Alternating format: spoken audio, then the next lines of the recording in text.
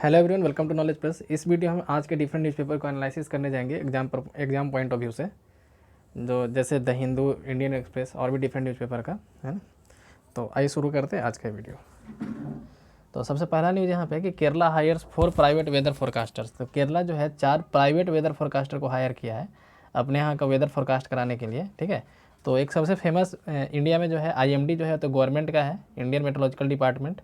ठीक है, इसके अलावा 4 कौन कौन है, तो स्काईमेट बहुत ही फेमस है कि ब्रॉडकास्टर है जो वेदर को ब्रॉडकास्ट करता है। तो एक है स्काईमेट, नेक्स्ट है IBM वेदर कंपनी, एक है अर्थ नेटवर्क और एक है विंडी। तो ये 4 इस तरह से पूछा जा सकता है कि 4 अभी न्यूज़ में थे तो किस लिए न्यूज़ में थे या फिर चारों क्या हैं। तो स्काईमेट तो आई थिंक हर कोई जानता होगा, ये काफ़ी फेमस ब्रॉडकास्टर है। इसके अलावा IBM वेदर कंपनी, अर्थ नेटवर्क और विंडी, ये चारों को हायर किया गया केरला गवर्नमेंट के द्वारा ब्रॉडकास्ट करने के लिए, वेदर ब्रॉडकास्ट करने के लिए। और इसके लिए पैसा कहाँ से आएगा, तो इसके लिए पैसा आएगा Kerala state disaster management authority के द्वारा। जो डिजास्टर मैनेजमेंट अथॉरिटी होता है स्टेट का, वहाँ से पैसा आएगा। जैसे सेंट्रल में NDRF है ना, उसी तरह से स्टेट का भी एक होता है। तो स्टेट का जो डिजास्टर मैनेजमेंट अथॉरिटी है वहाँ से इसके पैसा आएगा। ठीक है, तो ये था इसके बारे में। IMD के बारे में हम लोग देख लेते हैं। तो IMD का स्थापना हुआ था 1875 में। ये अभी मिनिस्ट्री ऑफ अर्थ साइंसेज के अंदर आता है, इसका हेडक्वार्टर न्यू दिल्ली में है। ठीक है, तो इंडियन मेट्रोलॉजिकल डिपार्टमेंट के बारे में था।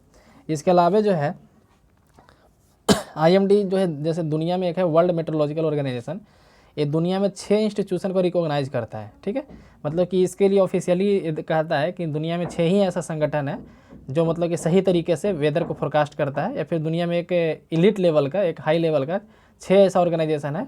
ठीक है, उसमें एक IMD भी है। ठीक है, उसमें एक IMD भी है। IMD एक काफ़ी प्रेस्टिजियस इंस्टीट्यूशन इंडिया के लिए। ठीक है, WMO मात्र 6 इंस्टीट्यूशन को रिकॉग्नाइज करता है, जिसमें एक IMD भी है। ठीक है, IMD का स्थापना 1875 में हुआ था, मिनिस्ट्री ऑफ अर्थ साइंसेज के अंदर आता है, न्यू दिल्ली में इसका हेडक्वार्टर है।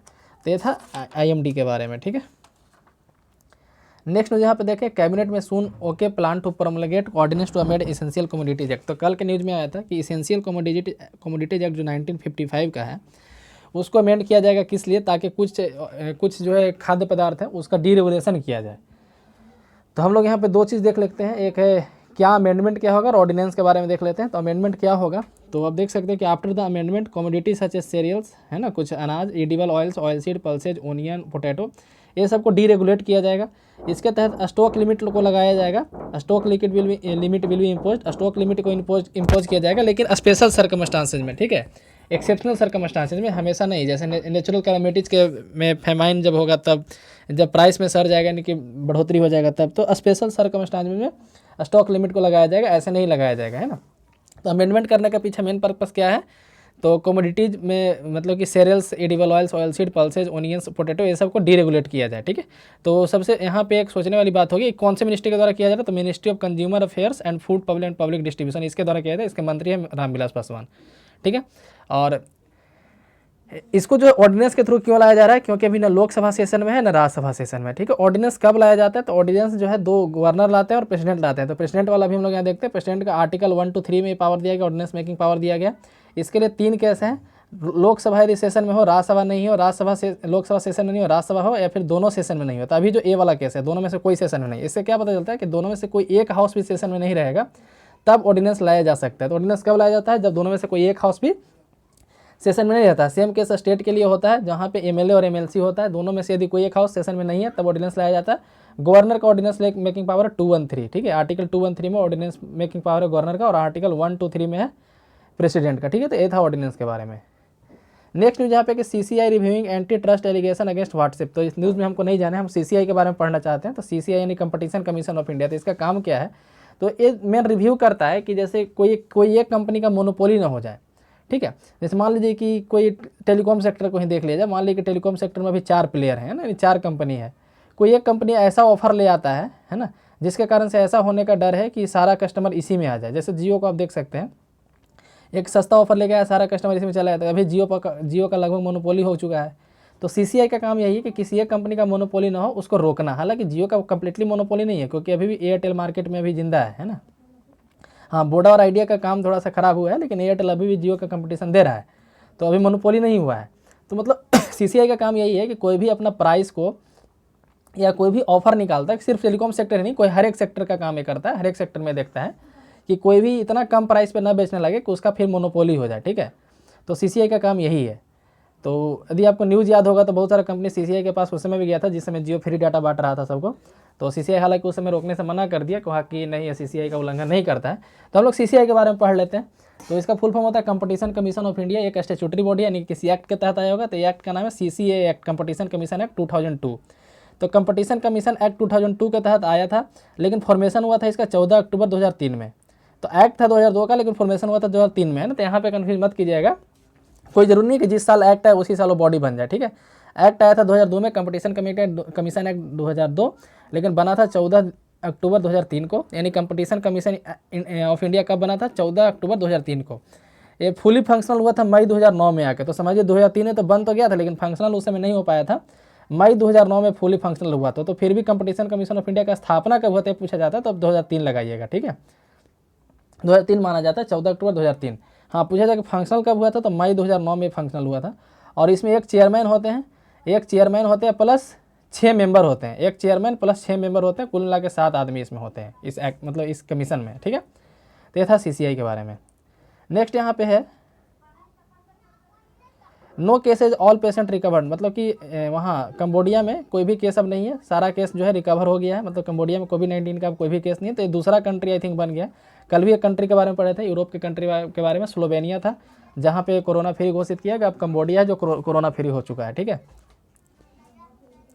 नेक्स्ट यहाँ पे एक न्यूज़ है जिसमें एक ओल्ड लेडी के बारे में बताया गया, ओल्ड वीमेन के बारे में बताया गया कि अभी वो 108 साल के हैं और 2 वर्ल्ड वार वो देख चुके हैं, ठीक है, वर्ल्ड वार 1 और वर्ल्ड वार 2। और उसके अलावा जो है स्पेनिश फ्लू देख चुके हैं, कोविड-19 को हरा चुके हैं। उनको भी कोविड-19 हुआ था 108 साल की उम्र में, उसको भी हरा चुके हैं। तो हम यहाँ पे न्यूज़ में नहीं जा रहे हैं, बस यहाँ पे आप देख सकते हैं सरप्राइजिंग फैक्ट है। हम यहाँ स्पेनिश फ्लू के बारे में पढ़ लेते हैं। स्पेनिश फ्लू क्या है? तो देखिए स्पेनिश फ्लू नाम तो है, लेकिन ये स्पेन में ओरिजिनेट नहीं हुआ था। तो ये पूछा जा सकता है एग्जाम में कि स्पेनिश फ्लू जो स्पेन में ओरिजिनेट हुआ था इसलिए इसका नाम स्पेनिश फ्लू है, ठीक है। तो ऐसा नहीं है, स्पेन में नहीं ओरिजिनेट हुआ था। एक्चुअली हुआ कहाँ था? यह स्पेनिश फ्लू हुआ कैसे था? तो वर्ल्ड वार 1 में जो है बहुत सारे सैनिकों को पहले हुआ था, क्योंकि सैनिक वहाँ पे काफ़ी इनह्यूमन कंडीशन में रह रहे थे। वर्ल्ड वार 1 में क्या हुआ था कि सैनिक लोग गड्ढा करते थे ज़मीन के अंदर और उस गड्ढे में खड़े होकर के लड़ाई करते थे, ठीक है। तो ऐसे में क्या होता था कि काफ़ी नज़दीक मतलब कि गड्ढा इस तरीके से बनाया गया और इधर वाले आदमी भी गड्ढा बनाए हुए, मतलब इस टीम वाले भी दोनों गड्ढा में आकर के एक दूसरे पे बंदूक से फायरिंग करने इस तरीके से। तो वहाँ पे काफ़ी इनह्यूमन कंडीशन हुआ करता था। वहाँ पे सैनिटेशन का ध्यान नहीं दिया जाता था। तो उसके कारण से किसी एक कोई फ्लू टाइप का सिम्टम हुआ और सारे में फैल गया। तो बहुत सारे तो मतलब सोल्जर्स स्पेनिश फ्लू से मारे गए। बहुत सारे लगभग 5 करोड़ लोग माना जाता है कि स्पेनिश फ्लू से मारे गए थे। लगभग 5 करोड़ लोग, है ना, इमेजिन कर सकते हैं 5 करोड़ पीपल, जो उस समय दुनिया का 1/3 पॉपुलेशन था। स्पेनिश फ्लू जो था दुनिया के 1/3 पॉपुलेशन को वाइप आउट कर दिया था, ठीक है। मतलब उसके सामने समझिए कोविड-19 कुछ नहीं है, दुनिया का 1/3 पॉपुलेशन।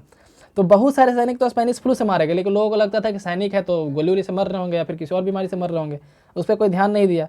और स्पेन जो था उस समय, स्पेन दोनों में से कोई मतलब कि कोई भी टीम में शामिल नहीं था। वर्ल्ड वार 1 में जो दो टीम थे वो दोनों टीम में से स्पेन शामिल नहीं था।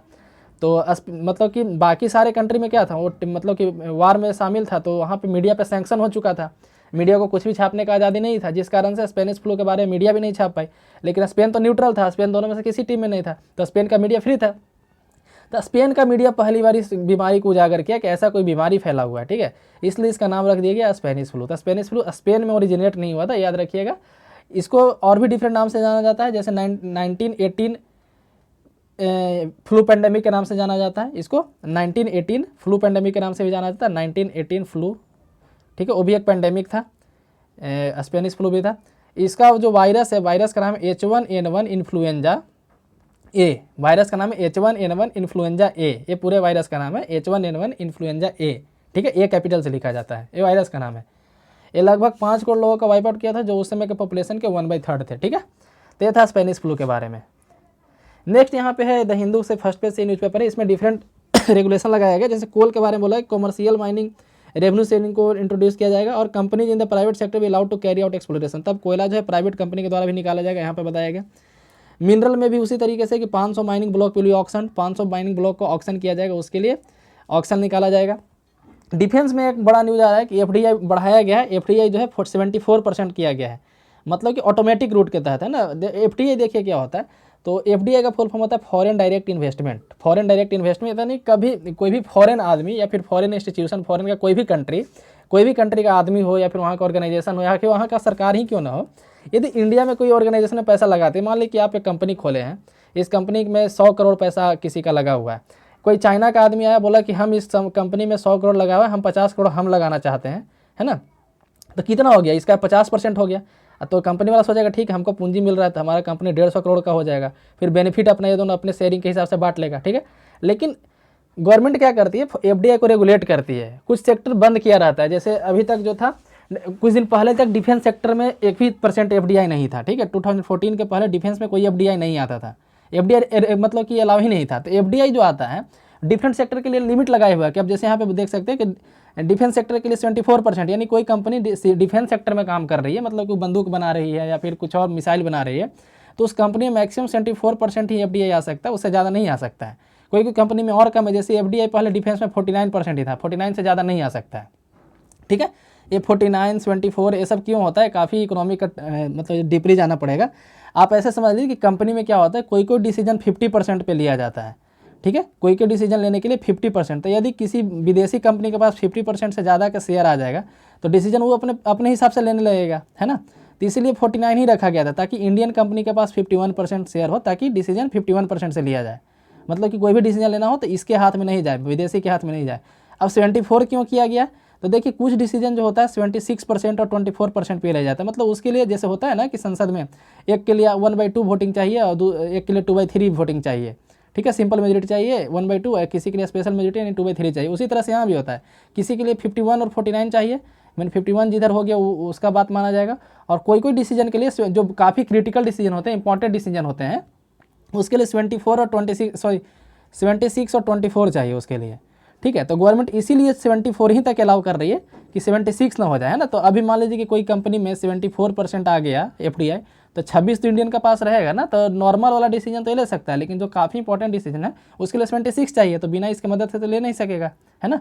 तो इसलिए 74 और 49 का किया जाता है अधिकांशतः, ठीक है, मैक्सिमम 74 तक किया जाता है। यदि 74 से यदि ज़्यादा एफडीआई आ गया कहीं किसी भी रूट में, समझिए कि 74 से ज़्यादा आ गया, तो समझिए कंपनी इनडायरेक्टली बोला जा सकता है कि विदेशियों को बेच दिया गया, ठीक है। भले बेचा नहीं गया हो, कोई जरूरी थोड़ी कि 74% अलाउ कर दिया तो 74% एफडीआई आ ही गया, ठीक है। तो 74% से ज़्यादा यदि कहीं एफडीआई अलाउड है तो समझिए कि कंप्लीटली आप विदेश को एक तरह से बेच सकते, विदेशियों को बेच रहे हैं कि आप हमारे यहाँ आइए, इस सेक्टर को खरीद लीजिए, ठीक है।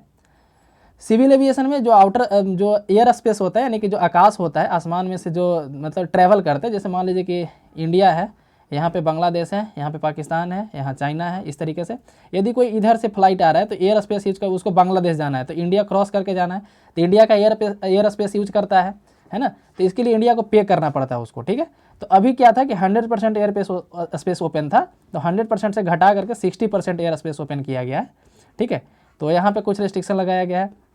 डिफेंस में जो 49% पहले एफडीआई था उसको 74 कर दिया गया है, ठीक है। तो इस तरीके से एफडीआई को डिफरेंट रूट में अलाउ किया गया है। तो ये था फर्स्ट पेज से। यहाँ पे एक और इम्पोर्टेंट यहाँ पे डिसीजन लिया गया है कि स्पेस को प्राइवेटाइजेशन किया गया, मतलब कि स्पेस का इसरो को प्राइवेटाइज नहीं किया गया है। बहुत लोग कल से इसी कन्फ्यूजन है कि इसरो को प्राइवेटाइज कर दिया, कि नहीं, इसरो अभी भी 100% गवर्नमेंट का ही है। किया क्या गया है कि एक नया इसरो के जैसा ही एक ऑर्गेनाइजेशन बनाया जाएगा जो प्राइवेट होगा। मतलब कि यदि कोई प्राइवेट प्लेयर चाहे, अभी कोई प्राइवेट कंपनी चाहता है कि हम भी इसरो की तरह एक संगठन बनाएं, है ना, हम भी सैटेलाइट छोड़ें, हम भी बहुत तरीके का काम करें, है ना, हम भी तरह तरह के मिसाइल लॉन्च करें, GSLV PSLV टाइप का रॉकेट लॉन्चर बनाए, तो बना सकता है। अभी तक किसी को अलाउ नहीं। देखिए यहाँ पे 0% एफडीआई, जैसे यहाँ पे आप देख सकते हैं, यहाँ पे 0% एफडीआई, स्पेस वाले सेक्टर में एफडीआई नहीं आता इंडिया में, मतलब अलाउड ही नहीं है, ठीक है। तो इसरो को प्राइवेटाइज नहीं किया गया, बल्कि एक प्राइवेट इंस्टीट्यूशन बनाने का ऑर्डर दे दिया कि कोई चाहता है, आप भी यदि चाहते हैं कि इसरो के जैसा कोई संगठन बनाए तो आप बना सकते हैं, ठीक है। तो इसरो को प्राइवेटाइज नहीं किया गया है। अमेरिका में सिस्टम बहुत पहले से लागू है। एक काफ़ी फेमस कंपनी स्पेसएक्स कंपनी है, ठीक है। स्पेसएक्स के बारे में आप गूगल पे सर्च कर सकते हैं। ये नासा के टक्कर का कंपनी, मतलब नासा का एक तरह से बोल सकते हैं कि वहाँ इससे कंपटीशन करता है, नासा से कंपटीशन करता है। एटॉमिक एनर्जी में भी, एटॉमिक सेक्टर में अभी तक एफडीआई नहीं था, लेकिन पीपीपी मोड पे, मतलब एफडीआई तो अभी भी नहीं है, पब्लिक प्राइवेट पार्टनरशिप पे इसको चलाने का सोचा जा रहा है। नेक्स्ट एनआरसी ब्लेम पीएम किसान फंड एनोमेलिज। तो एनआरसी जो इसमें न्यूज़ क्या था कि एनआरसी जो बना था नेशनल रजिस्टर ऑफ सिटीजन, उसमें जो है बहुत सारे जो एग्रीकल्चर डिपार्टमेंट के जो ऑफिसर थे एनआरसी बनाने में बिजी थे, जिसके कारण से पीएम किसान को ठीक से लागू नहीं किया जा सका है वहाँ असम में। और अभी हो क्या रहा है कि पीएम किसान के तहत पैसा को एडवांस में दिया जा रहा है, जो 6,000 पर ईयर दिया जाता है। पीएम किसान के बारे में बता देते हैं, 6,000 पर ईयर दिया जाता है, 3 इंस्टॉलमेंट में दिया जाता है। लागू कब से है? तो दिसंबर 2018 से लागू है, लेकिन इसका घोषणा कब हुआ था? तो फरवरी 2019 में जो इंटरिम बजट आया था उसमें इसका घोषणा हुआ था, लेकिन लागू किया गया दिसंबर 2018 से। ठीक है, साल में 6,000 मिलता है, हर एक किसान को मिलता है, तो कितना भी कम खेत हो या कितना भी ज़्यादा खेत हो। पहले क्या रूल था कि मैक्सिमम 2 हेक्टेयर तक खेत वाले को मिलता था 6,000 रुपये, अब वो लिमिट हटा दिया गया। तो ये था पीएम किसान के बारे में और ये न्यूज़ था। नेक्स्ट है Orissa gear up for a cyclone. Orissa जो है साइक्लोन के लिए गियर अप मतलब कि तैयार है कम्प्लीटली। तो एक साइक्लोन आने वाला है, साइक्लोन का नाम है अम्फान। साइक्लोन का नाम है अम्फान। तो पहले हम लोग साइक्लोन के बारे में पढ़ लेते हैं, उसके बाद साइक्लोन के नेमिंग के बारे में पढ़ लेते हैं। तो साइक्लोन होता क्या है? तो large scale air mass that rotates around a strong centre of low atmospheric pressure. तो लो एटमॉस्फेरिक प्रेशर होता है सेंटर पे, इसके सेंटर पे लो एटमॉस्फेरिक प्रेशर होता है, चारों तरफ हाई प्रेशर होता है। ठीक है, और एंटी साइक्लोन क्या होता है? सेंटर में हाई प्रेशर होता है और चारों तरफ लो प्रेशर होता है। तो साइक्लोन और एंटी साइक्लोन क्या है? सेंटर में लो प्रेशर है तो साइक्लोन है, सेंटर में लो प्रेशर, चारों तरफ हाई प्रेशर, तो उसको साइक्लोन बोलते हैं। सेंटर में लो प्रेशर और चारों तरफ हाई प्रेशर, उसको साइक्लोन बोलते हैं। और सेंटर में हाई प्रेशर, चारों तरफ लो प्रेशर, ये लो प्रेशर, ये हाई प्रेशर है, तो एंटी साइक्लोन है। ठीक है, तो ये था साइक्लोन के बारे में। साइक्लोन क्या है? तो साइक्लोन नॉर्दर्न हेमिस्फीयर में एंटी क्लॉकवाइज घूमता है और साउदर्न हेमिस्फीयर में क्लॉकवाइज घूमता है। ठीक है, एंटी क्लॉक कहाँ घूमता है? नॉर्दर्न हेमिस्फीयर में, और साउदर्न हेमिस्फीयर में क्या करता है? तो क्लॉकवाइज घूमता है। ठीक है, एंटी क्लॉक नॉर्दर्न हेमिस्फीयर में, साउदर्न हेमिस्फीयर में क्लॉकवाइज। इसका उल्टा यदि कर दें तो नॉर्दर्न हेमिस्फीयर में क्लॉकवाइज घूमता है और एंटी क्लॉक घूमता है साउदर्न हेमिस्फीयर में। ठीक है, उसको बोलते हैं हम लोग एंटी साइक्लोन। तो हम रिपीट करते हैं, पहले साइक्लोन के बारे में बता रहे हैं। साइक्लोन नॉर्दर्न हेमिस्फीयर में एंटी क्लॉकवाइज, साउदर्न हेमिस्फीयर में क्लॉकवाइज। ठीक है, साइक्लोन नॉर्दर्न हेमिस्फीयर में एंटी क्लॉकवाइज और साउदर्न हेमिस्फीयर में क्लॉकवाइज। इसी का उल्टा कर दें तो एंटी साइक्लोन होता है। एंटी साइक्लोन क्या करता है? तो नॉर्दर्न हेमिस्फीयर में क्लॉकवाइज, साउदर्न हेमिस्फीयर में एंटी क्लॉकवाइज। ठीक है, तो ये था साइक्लोन के बारे में। अब साइक्लोन का नेमिंग क्या होता है? तो जैसे कि हम पहले बताएं कि WMA जो है IMD को, इंडियन मेट्रोलॉजिकल डिपार्टमेंट को दुनिया के 6 इमिनेंट इंस्टीट्यूशन में मानता है जो वेदर फोरकास्टिंग का काम करता है। तो इसी तरह से इंडियन ओशन में जो साइक्लोन का नेमिंग का जो पहले पैटर्न था, मतलब पहले नहीं अभी तक, जो अम्फान जो आया है अभी तक है ना, इसके बाद से पैटर्न चेंज होने वाला है। ठीक है, तो इसके लिए 8 कंट्री का एक ग्रुप था। 8 कंट्री कौन कौन थे हम यहाँ पे बताते हैं। Bangladesh, India, Maldives, Myanmar, Oman, Pakistan, Sri Lanka, Thailand, है ना। 8 कंट्री ग्रुप था। Bangladesh, India, Maldives, Myanmar, Oman, Pakistan भी और इंडिया भी, दोनों ध्यान देखिएगा, श्रीलंका और थाईलैंड, ये 8 कंट्री का ग्रुप था। ये 8 को बोला गया था कि आप लोग 8 नाम दीजिए। तो 8 कंट्री है और 8 नाम देगा, तो टोटल 64 नेम हो गया। ठीक है, इस कंट्री को अल्फ़ाबेटिकल ऑर्डर में सजा दिया जाए तो क्या हो जाएगा? बांग्लादेश, इंडिया, हम अल्फ़ाबेटिकल में ही लिखे थे, Bangladesh, India, Myanmar, Maldives, Oman, Pakistan, Sri Lanka, Thailand. ये 8 को बोला है कि आप 8 नाम दीजिए। तो बांग्लादेश 8 नाम दिया, इंडिया 8 नाम दिया, म्यांमार 8 नाम दिया, मालदीव्स 8 नाम दिया, ओमान, पाकिस्तान, श्रीलंका, थाईलैंड, सब 8-8 नाम दिया। अब पहली बार जब साइक्लोन आया नेमिंग करने के बाद, तो बांग्लादेश का जो फर्स्ट नाम था उसका यूज़ किया गया। फिर दूसरा साइक्लोन आया तो इंडिया का फर्स्ट नाम यूज़ किया गया। जो इंडिया 8 नाम सुझाया था ना, 8 नाम रिकमेंड किया कि हम ये नाम देना चाहते हैं। फिर म्यांमार जो है 8 नाम दिया था, उसको लिया जाएगा पहला। फिर इसका पहला नाम, इसका पहला नाम, इसका पहला नाम, इसका पहला नाम, इसका पहला नाम, इस तरह से सबका फर्स्ट नेम खत्म हो जाएगा। फिर इसका सेकंड नेम यूज किया जाएगा, फिर इसका सेकंड नेम। इसी तरीके से अम्फान जो है, जो अभी आ रहा है, ये 64th है ना। जब से नेमिंग स्टार्ट हुआ था सबसे 64वां साइक्लोन आ गया है। तो समझ सकते हैं। तो सबसे इसका नाम कौन दिया होगा? जो सबसे लास्ट में है। तो थाईलैंड का भी ये 8वां नाम है। ठीक है, थाईलैंड के द्वारा जो सुझाया गया था 8 नाम, उसमें ये 8वां नाम है। तो मतलब कि अब नेमिंग जो 64 नाम दिया गया था, ये नाम कब दिया गया था अभी हम बताते हैं। ये नाम दिया गया था सितंबर 2004 में। सितंबर 2004 में 8 कंट्री से 8 नाम मांगा गया। मतलब सितंबर 2004 से बोल सकते हैं आप 2020 तक, अभी ये अम्फान लेकर के, जो अम्फान अभी आ रहा है साइक्लोन, 64 साइक्लोन आ चुका है। ठीक है, 64th साइक्लोन है। अब इसके बाद जो नाम आएगा उसका पैटर्न चेंज किया गया है। जो 8 कंट्री हम लोग यहाँ देखे थे, अब उसको अब बढ़ा करके 13 कंट्री कर दिया गया है। यानी अब 13 कंट्री को बोला गया है कि आप लोग 13 नाम दीजिए, तो टोटल मिला के 169 नेम हो जाएगा। ठीक है। तो अम्फान के बाद से जो साइक्लोन आएगा वहाँ से 1-2 करके ऐसे काउंट होगा, ठीक है। और ये 169 साइक्लोन मतलब कि लगभग 15-16 साल तो ये भी चलेगा, है ना, ज़्यादा दिन ही चलेगा। तो इसमें 13 कंट्री कौन कौन है, तभी जो हम लोग पढ़े थे, क्या पढ़े थे, Bangladesh, India, Maldives, Myanmar, Oman, Pakistan, Sri Lanka, Thailand, ये 8 है, प्लस ये 8 पहले वाला भी है, प्लस ईरान ऐड हुआ है, कतर ऐड हुआ है, सऊदी अरबिया ऐड हुआ है, यूएई ऐड हुआ है और येमेन ऐड हुआ है, ठीक है। तो 13 कंट्री हो गया, Bangladesh, India, Maldives, Myanmar, Oman, Pakistan, Sri Lanka, Thailand, Iran, Qatar, Saudi Arabia, UAE और यमन। तो ये पांचों जो दिख रहा है, Iran, Qatar, Saudi Arabia, UAE और यमन, ये पांचों नया ऐड हुआ है। तो 13 कंट्री को बोला कि आप लोग 13 नाम दीजिए, तो टोटल मिला के 169 नेम हो गया। तब 169 नेम का लिस्ट चला गया है किसके पास, IMD के पास, क्योंकि इस एरिया का WMO जो है IMD को अपना दे दिया है कि आप इस एरिया को संभालिए, ठीक है। WMO जो है वर्ल्ड मेट्रोलॉजिकल ऑर्गेनाइजेशन, IMD को बोला है कि इस एरिया में जो भी साइक्लोन का नेमिंग होगा आप संभालिए। 13 कंट्री का ग्रुप, 13 कंट्री का हेड आपको बना दिया गया, IMD को ऐसा बोला गया, ठीक है, WMO के द्वारा। तो IMD के पास 169 नेम आ गया। तब वही फिर अल्फ़ाबेटिकल ऑर्डर में समझाएगा। तो अगला जो नेमिंग आएगा वो बांग्लादेश के द्वारा आएगा, क्योंकि अल्फ़ाबेटिकल ऑर्डर में करें तो B पहले आएगा, तो बांग्लादेश के द्वारा आएगा। उसके बाद वाला जो नेम होगा इंडिया वाला दिया जाएगा, उसके बाद वाला ईरान का दिया जाएगा, क्योंकि आई दोनों है, ये IN है, IR है ना। उसके बाद फिर मालदीव्स का दिया जाएगा, नेक्स्ट म्यांमार का दिया जाएगा, फिर ओमान का दिया जाएगा, फिर पाकिस्तान, फिर कतर, इस तरीके से होगा, ठीक है। तो सबका फर्स्ट नेम पहले यूज किया जाएगा, फिर सबका सेकंड नेम यूज किया जाएगा, सबका थर्ड नेम किया जाएगा, सबका फोर्थ नेम यूज किया जाएगा। तो इस तरीके से सबका जब 13th नेम खत्म हो जाएगा, सबका 13वां नाम जब खत्म हो जाएगा, तब फिर एक नया कुछ सिस्टम निकाला जाएगा, है ना। तो अभी कितना है, 169 नेम का लिस्ट अभी IMD के पास नया भी है, एक भी यूज नहीं हुआ 169 में से। ये जो अम्फान था पुराने वाले लिस्ट का 64th नेम था, सबसे लास्ट नेम था, थाईलैंड के द्वारा दिया गया, याद रखिएगा। तो था साइक्लोन उसके नेमिंग के बारे में। हाँ, ये भी याद रखिए, एक बार जो नाम यूज हो जाता है वो नाम दोबारा यूज नहीं होता है। जैसे 164 नाम जो था, तो इस 64 में से कोई भी नाम दोबारा अभी यूज नहीं होगा, ठीक है। 169 में बिल्कुल फ्रेश नेम गया, ये भी दोबारा भी यूज नहीं होगा, ठीक है। बोल दिया जाता है कि नाम को रिटायर कर दिया गया, ऐसा बोला जाता है, ठीक है।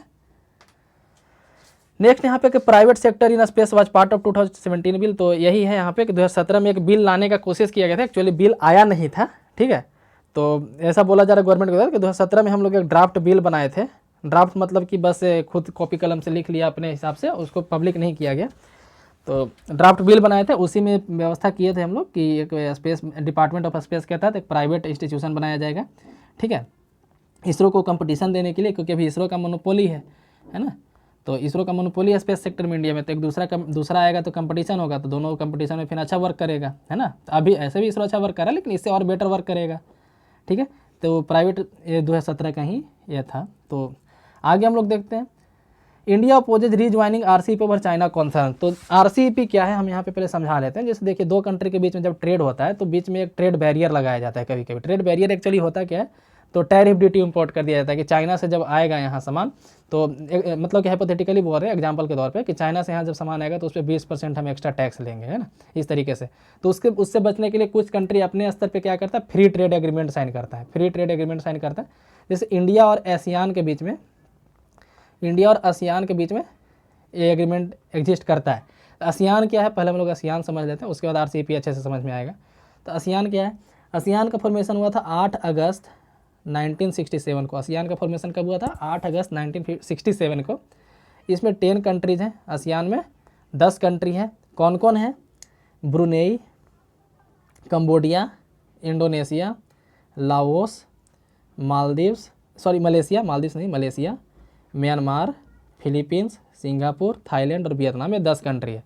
तो इसको याद करने का हम एक ट्रिक बताते हैं, ऐसे याद कीजिएगा, ब्रैंडम मैकुलम IPL TV, ठीक है, scored a magnificent century.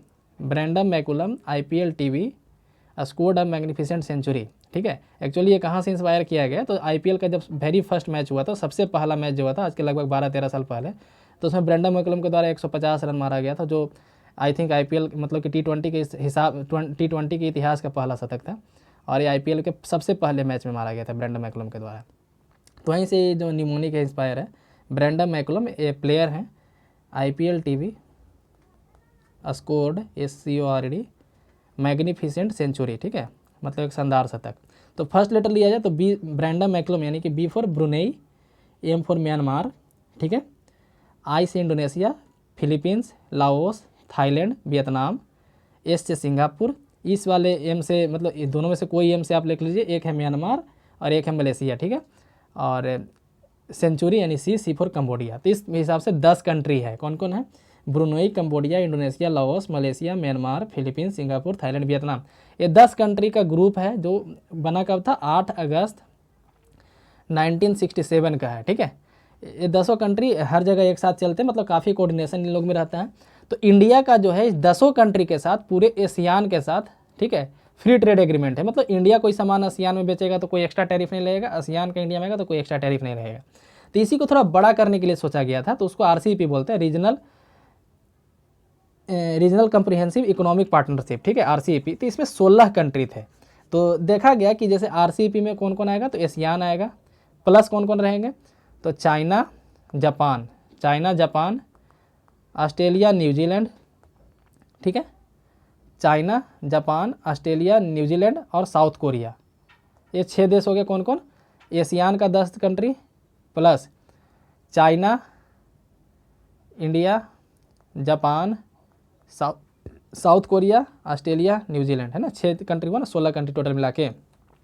16 country आपस में एक फ्री ट्रेड एग्रीमेंट साइन कर ले, उसको बोला गया आरसीईपी, ठीक है। तो आरसीईपी क्या है? तो 16 कंट्री के बीच में एक फ्री ट्रेड एग्रीमेंट है जिसका नाम है RCEP, regional comprehensive economic partnership. 16 country का ग्रुपिंग है। कौन कौन? आसियान के 10 कौन थे पहले बताएं, प्लस ऐसे याद इसको रखिए, ग्रुपिंग कीजिए, जापान, साउथ कोरिया दोनों एक जगह का है, ऑस्ट्रेलिया, न्यूजीलैंड दोनों एक जगह का है, इंडिया, चाइना ये दोनों एक जगह का है। कुल मिला के 16 देश है आरसीईपी में, ठीक है।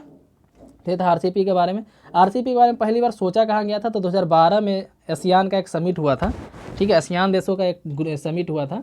उसमें ऐसा सोचा गया कि इस तरह का एक ग्रुपिंग बनाया जाए तो बड़ा बढ़िया रहेगा, ठीक है। आसियान, यदि आरसीईपी सही हो जाता है, मतलब आरसीईपी तो अभी एग्जिस्ट हुआ नहीं है क्योंकि पिछले साल एकदम होने को था, लेकिन इंडिया वापस हो गया। इंडिया वापस होने का रीज़न चाइना है कि अभी जब टैरिफ लगता है तब तो चाइना का प्रोडक्ट इंडिया में इतना बिकता है। अब भविष्य में ये सोचिए कि यदि चाइना के प्रोडक्ट पर टैरिफ नहीं लगाया जाए तो फिर क्या होगा? इंडिया का पूरा मार्केट ही चाइना कब्जा लेगा।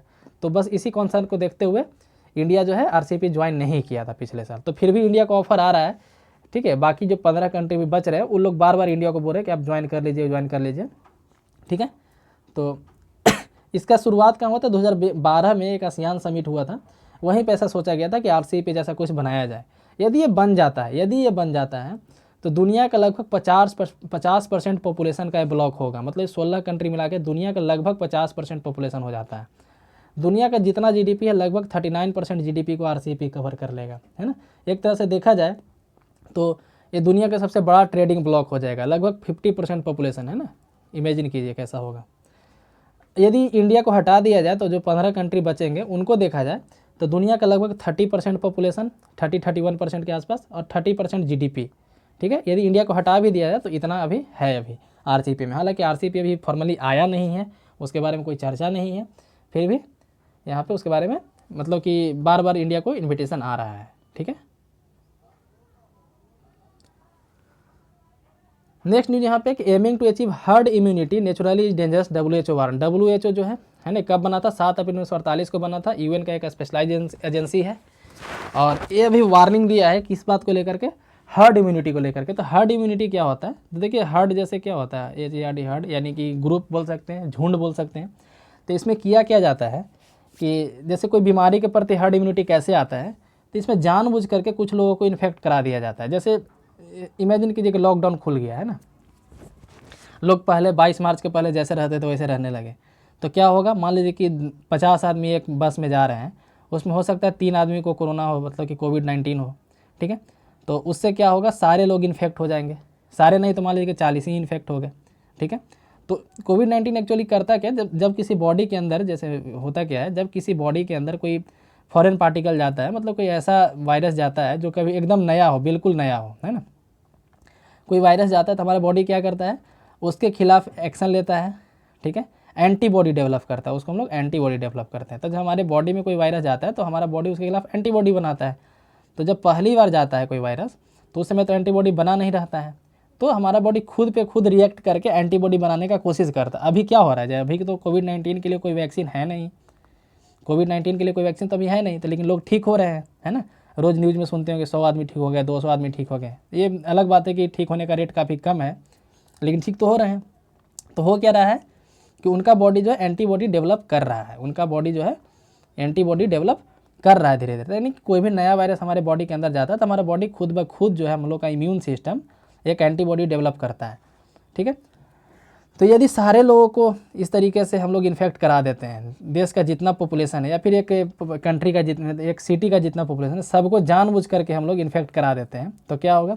सब मान लीजिए कि 500 आदमी को इन्फेक्ट कराया गया, इमेजिन कीजिए, तो हो सकता है कि 300 आदमी अपने आप एंटीबॉडी डेवलप कर ले। तो ये 300 आदमी तो ऐसे आदमी हो गए ना जिनको कोरोना का कोई डर ही नहीं है, क्योंकि इनका बॉडी तो अपने आप हो गया है, एंटीबॉडी इनमें डेवलप हो गया है ना, इनमें तो एंटीबॉडी डेवलप हो गया। तो 300 आदमी तो ठीक हो गए एक तरह से बोल सकते हैं। तो ट्रीटमेंट कराने के लिए हमारे पास 200 आदमी बचेंगे। हो सकता है कुछ दिन बाद इनमें से भी कुछ 60-70 आदमी को, मान लीजिए 60 ही आदमी को एंटीबॉडी डेवलप हो गया, तो मतलब कि हमारे पास इलाज के लिए 140 ही रहेंगे। तो ये जो है ये दिमाग लगाया गया इस तरीके का हर्ड इम्यूनिटी, कि हम लोग जो है इस तरीके से कम आदमी को ट्रीट करना पड़ेगा, मार्केट को भी बंद नहीं करना पड़ेगा। तो ये हर्ड इम्यूनिटी था। तो यूके में इसको ट्राई किया गया है ना, यूनाइटेड किंगडम में, हालांकि वहाँ सक्सेसफुल नहीं हो पाया, ठीक है। एक्चुअली हर्ड इम्यूनिटी को सक्सेस करने के पीछे जनता को नहीं पता यदि रहता ना कि ऐसा कुछ ट्राई किया जा रहा है, तो हर्ड इम्यूनिटी बिल्कुल सक्सेस करता, ठीक है। यदि पब्लिक को नहीं बताया जाता कि आपके ऊपर एक एक्सपेरिमेंट किया जा रहा है, तो हर्ड इम्यूनिटी सक्सेस करता। लेकिन लोगों को पहले बता दिया है कि आपको हर्ड इम्यूनिटी ट्राई किया जा रहा है ना। वहाँ लॉकडाउन किया गया, फिर खोल दिया गया, और लोगों को प्रॉपर पता था कि हमारे ऊपर एक एक्सपेरिमेंट चल रहा है ना। इस कारण से क्या हुआ कि उन लोगों मतलब कि ये सक्सेस नहीं कर पाया। यदि नहीं बताया गया होता यूके में, है ना, लॉकडाउन को ऐसे ही खोल दिया गया होता और इस तरह का ट्राई साइंटिस्ट लोग अपना एक्सपेरिमेंट करते, तो आज सक्सेस हो पाता, ठीक है। तो दूसरे कंट्री इस तरीके करने के लिए सोच रहे हैं, तो WHO वार्निंग किया है कि नहीं, ऐसा करना डेंजरस हो सकता है, ठीक है। तो ये था हर्ड इम्यूनिटी के बारे में। और भी कई बीमारी के लिए हर्ड इम्यूनिटी ट्राई किया जा चुका है। हर्ड इम्यूनिटी ऐसा नहीं कि पहली बार ट्राई किया जा रहा है, ठीक है। कई तरह के, इसे कोविड-19 से भी घातक बीमारी के लिए हर्ड 19, जैसे इसके पहले इसको क्या कोविड-19 को कहीं आप लिखा देखोगे SARS-CoV-2 लिखा रहता है, यानी सार्स कोरोना वायरस 2, यानी ये 2 है तो कोई 1 भी इसका होगा, तो इसका 1 आया था सार्स, ठीक है। और यही सार्स जब मिडिल ईस्ट में गया था तो उसका नाम हो गया था MERS, MERS, ठीक है। ये सब टर्म को आप गूगल पे सर्च कर सकते हैं, कब की बात है, 2000 के बाद की बात है लगभग, ठीक है। तो सार्स और MERS जो था, इसके खिलाफ भी अभी तक कोई दवाई नहीं है, लेकिन ये बीमारी दुनिया में तो दिखा भी नहीं कहीं, किसी को पता भी नहीं अभी भी, ठीक है। तो एक्चुअली इसके खिलाफ हुआ क्या, हर्ड इम्यूनिटी हो गया, अपने आप लोगों में इम्यूनिटी इस तरीके का आ गया, ठीक है। तो हर्ड इम्यूनिटी काफ़ी कारगर दवाई, मतलब कि एक ट्रीटमेंट का तरीका है, लेकिन बशर्ते यदि लोगों को बता कर न किया जाए तो, ठीक है। तो इस पे यदि कभी डिटेल में हम बताएंगे कि एक बहुत बड़ा टॉपिक है, इसको समझाने में लगभग 35-40 मिनट का लगेगा हर्ड इम्यूनिटी को डिटेल में। बस इतना मान लीजिए कि लोगों को बिना बताए और सबको जानबूझकर बीमार कर दिया जाए, तो फिर इस तरीके से काफ़ी अच्छे से ट्रीटमेंट किया जा सकता है, ठीक है। सुनने में थोड़ा सा बेतुका लग रहा है, लेकिन ये रियलिटी कि इस तरीके से होता है। तो WHO वार्निंग किया, यूके अभी कोरोना वायरस के लिए इसका ट्राई किया था, ठीक है। तो इसके साथ आज का लेक्चर समाप्त होता है। वीडियो यदि पसंद है तो लाइक करें, चैनल को सब्सक्राइब करें।